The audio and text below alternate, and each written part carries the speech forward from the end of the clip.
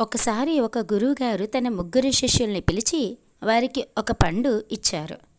ఎవరు చూడని చోటుకి వెళ్ళి ఈ పండును తినాలి అని ఆజ్ఞాపించారు.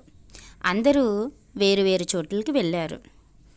ఒక అతను తినటానికి గృహలోకి వెళ్ళాడు. మరొక అతను ఎవరూ చూడని చోటుకి వెళ్ళాడు. మూడో అతను ఎక్కడికి వెళ్ళాలో తెలియక అక్కడే ఉండిపోయాడనమాట. అయితే మిగతా వాళ్ళందరూ తిరిగి వచ్చారు. గురువుగారు అడిగారు, మీరు మీ పండ్లు ఎవరూ చూడనట్టుగా తిన్నారా లేదా అని.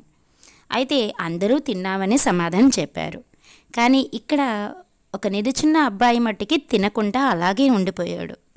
నువ్వేం తినలేదమ్మా, ఎవరు చూడని చోటుకి వెళ్ళి తినమన్నాను కదా, నా ముందు ఎందుకున్నావు అని అడిగారు. అయితే ఆ శిష్యుడు ఈ విధంగా సమాధానమిచ్చాడు. గురువుగారు, నా మనసులో భగవంతుడంటూ ఒకరున్నారు.